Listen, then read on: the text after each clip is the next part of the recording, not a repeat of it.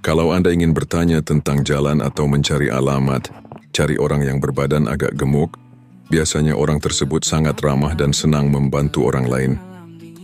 Kalau kamu ingin mencari ide atau gagasan brilian, carilah orang yang berpostur tubuh agak pendek. Biasanya orang tersebut lebih cerdik dan banyak akalnya.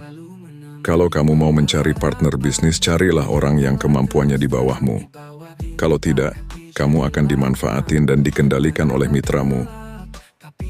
Mencari karyawan atau tenaga kerja, pilih yang agak kurus dan tinggi. Biasanya lebih gesit dan cekatan. Jangan memilih orang yang kurus juga pendek. Biasanya orang tersebut suka drama dan manipulatif. Dalam memilih pasangan hidup, carilah pasangan yang enak dipandang. Tidak banyak polesan dan tidak banyak tingkah, sebab nanti kamu akan melalui puluhan tahun bersamanya. Dalam menjalani hidup ini, janganlah terlalu polos tidak mengenali sifat dasar manusia, dan jangan sampai menjadi korban dari tipu daya orang lain. Baiklah, saya ceritakan sebuah kisah tragis, sebuah tipu daya yang bisa saja terjadi kepadamu kalau kamu tidak memahami trik tipuan mereka. Suatu hari di waktu menjelang siang, Rudy mendapat telepon dari seorang temannya yang ada di luar kota. Temannya bilang, ada lelang mobil Pajero Sport tahun 2021 di sebuah instansi di Jakarta. Dia mengatakan sudah memenangkan lelang mobil tersebut dan sudah ngasih DP ke instansi tersebut. Orang itu meminta Rudy untuk berpura-pura menjadi pemilik showroom mobil yang siap membayar lunas dan menyuruh menelpon ke instansi itu untuk menunggu kedatangannya. Dikatakan bahwa mobil tersebut sudah ada pembelinya secara pribadi dengan keuntungan 50 juta rupiah untuk Rudy. Orang itu juga memberikan nomor telepon calon pembelinya yang alamat pembelinya itu ada di Bandung Kota. Dijelaskan juga Rudy cuma sebagai perantara saja. Kenapa tidak? Kata dalam hati Rudy. Ini peluang uang tanpa modal. Rudy kemudian menelpon instansi pelelangan mobil itu dan disambut ramah, dikatakan untuk mengeluarkan mobil berserta dokumennya.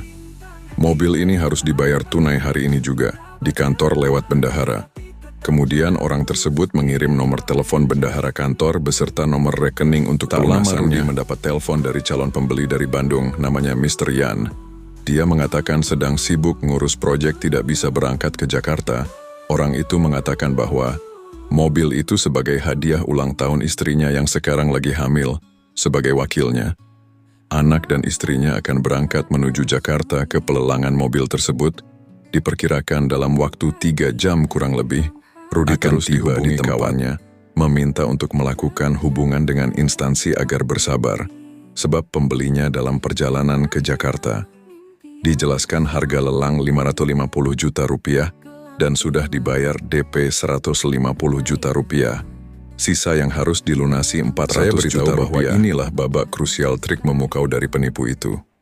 Pertama, mereka meminta nomor rekening bendahara kantor dari Rudy, kemudian mereka mentransfer uang 300 juta rupiah ke bendahara instansi, sisa 100 juta rupiah, dan bukti transfer dikirimkan ke Rudy untuk diteruskan ke bendahara kantor. Teman Rudy mengatakan, uang 300 juta itu adalah uang simpanan pribadinya. Untuk sisa pelunasannya masih 100 juta, menunggu istri pembelinya tiba. Setengah jam kemudian Rudy ditelepon oleh Mr. Yan, bahwa istrinya sudah sampai di pintu gerbang dengan anak dan drivernya. Mr. Yan meminta Rudy menghubungi pegawai kantor untuk memberi tempat duduk yang nyaman, mengingat istrinya sedang hamil. Setelah dikondisikan Rudy, lalu dikirimlah foto wanita muda yang sedang hamil. Di sampingnya ada anak balita lelaki, sedang duduk di sofa bersama beberapa orang dengan seragam pegawai kantor pemerintah. Waktu itu sudah jam 4 sore, kantor pelelangan sebentar lagi akan tutup. Rudy ditelepon lagi oleh Mr. Yan, meminta istrinya mau melihat mobil serta dokumen resminya. Rudy pun menelpon orang instansi untuk minta menunjukkan unit serta dokumen mobil Pajero Sport itu kepada istri pembeli.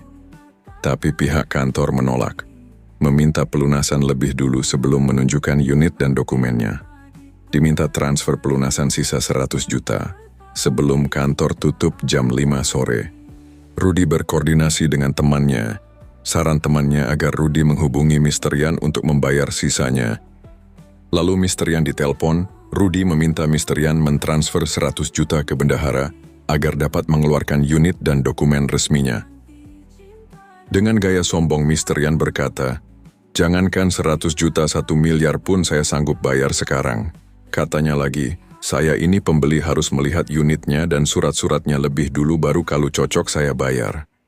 Mr. Yan menutup teleponnya dengan angkuh.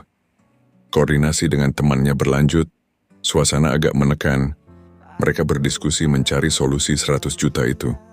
Temannya meminta Rudi untuk memberikan talangan sementara, nanti diganti plus keuntungan 50 juta.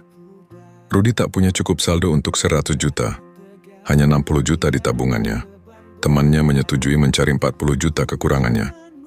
Di saat kemelut di situasi ini, datanglah seorang tamu Pak Haji Rahman ke rumah Rudi. Saat ngobrol dengan Pak Haji Rahman, telepon terus berdering, panggilan dari temannya tadi. Rudi angkat dan menjelaskan bahwa dia sedang ada tamu dan dia tidak pakai aplikasi banking di HP-nya. Nanti ditransfer lewat ATM saja. Pak Haji Rahman iseng bertanya, "Ada bisnis apa nih?" Awalnya Rudi menutupi. Pak Haji Rahman berkata, "Hati-hati penipuan, jangan main transfer-transfer. Cek dulu betul-betul sebelum nanti menyesal." Beliau juga menceritakan kerabatnya baru tertipu ratusan juta. Dan penipunya itu ngakunya kawan lama. Nomornya sama, foto profil WhatsApp juga sama. Ternyata nomor kawan lama itu dihack orang untuk digunakan menipu teman-teman di kontaknya. Penipunya pintar berbahasa daerah sehingga korban mudah terperdaya. Rudi terdiam, kemudian menceritakan kronologi pelelangan mobil Pajero Sport itu. Pak Haji Rahman berkata, "Sekarang coba hubungi nomor kawan lama itu lewat jalur lain. Bisa lewat Messenger Facebook, minta konfirmasi betulkah temanmu itu sedang ngurusin pelelangan unit Pajero Sport." Rudi menchat teman lamanya di Messenger, tak lama dibalas bahwa temannya tidak tahu tentang pelelangan mobil itu. Sementara penipu yang ngaku temannya terus menelpon, HP berdering terus, chat masuk beberapa pesan, tapi diabaikan saja oleh Rudi. Alhamdulillah kehadiran Pak Haji Rahman sore itu sebagai malaikat penolong.